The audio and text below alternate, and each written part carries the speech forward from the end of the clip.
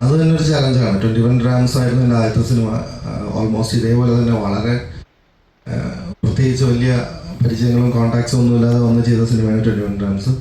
ഇതേപോലെ തന്നെയായിരുന്നു ആദ്യത്തെ 2-3 ദിവസം വളരെ വളരെ ലൈറ്റായിട്ട് തുടങ്ങി. പിന്നീട് ആളുകൾ ഏറ്റെടുത്ത് വേർഡ് ഓഫ് മൗത്തിലൂടെ ഭയങ്കര വിജയമായ 50 Days ഓടിയ അത്യാവശ്യം നന്നായിട്ട് എല്ലാവർക്കും ഇഷ്ടപ്പെട്ടു എന്ന് ഞാൻ മനസ്സിലാക്കിയ ഒരു സിനിമയാണ് 21 Grams.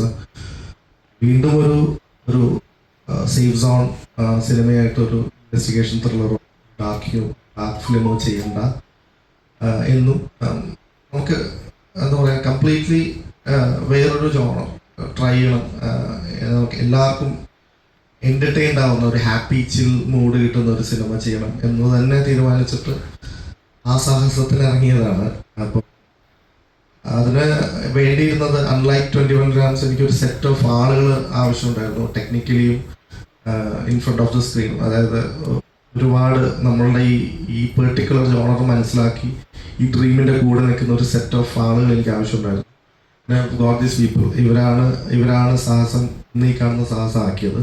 Along with I technical team. അവരുള്ളത് കൊണ്ട് അതൊരു വലിയ ചലഞ്ചല്ല. അല്ലായിരുന്നെങ്കിൽ യെസ് ഒരു ചലഞ്ചായിരുന്നു. അത് നേരത്തെ പറഞ്ഞത് ഇത് എന്താണെന്ന് അറിഞ്ഞാൽ പിന്നെ ഇതൊരു സാഹസമല്ല. ഇവർക്ക് കൃത്യമായിട്ട് അറിയാം ഇവർക്ക് ഏത് സ്ലോട്ടിലാണ് ഇരിക്കുന്നതെന്നും ആ സ്ലോട്ടിൽ ഇരുന്നുകൊണ്ട് അവരെന്താ കോൺട്രിബ്യൂട്ട് ചെയ്യാൻ പോണെന്നും അവർക്ക് നല്ല ധാരണ ഉണ്ടായിരുന്നു. അതുള്ളിടത്തോളം അതൊരു സാഹസമല്ല, അല്ലെങ്കിൽ പെട്ടെന്ന്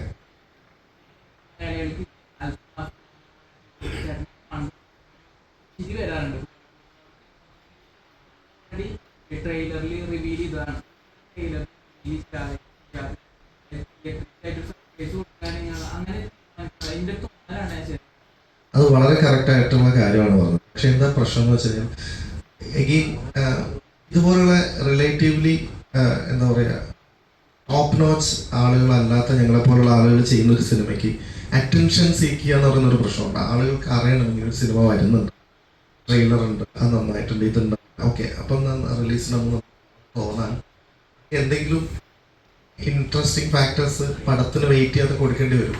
അതല്ലായിരുന്നെങ്കിൽ ഓക്കെ ഏതൊരു പുതിയ സിനിമ വരുമ്പോഴും അത് കൊടുക്കുമായിരുന്നെങ്കിൽ ചിലപ്പോൾ ഞാൻ അജുവിനെയും താഫിനെയും ഒരു സർപ്രൈസ് ഫാക്ടറാക്കി വച്ചേനെ. എനിക്ക് ആഗ്രഹമുണ്ടായിരുന്നു അങ്ങനെ ചെയ്യാം. ഞാൻ പിന്നെ ട്രെയിലർ കുറച്ചും കൂടെ ഇൻട്രസ്റ്റിംഗ് ആവാൻ വേണ്ടി ചെയ്തതാണ്.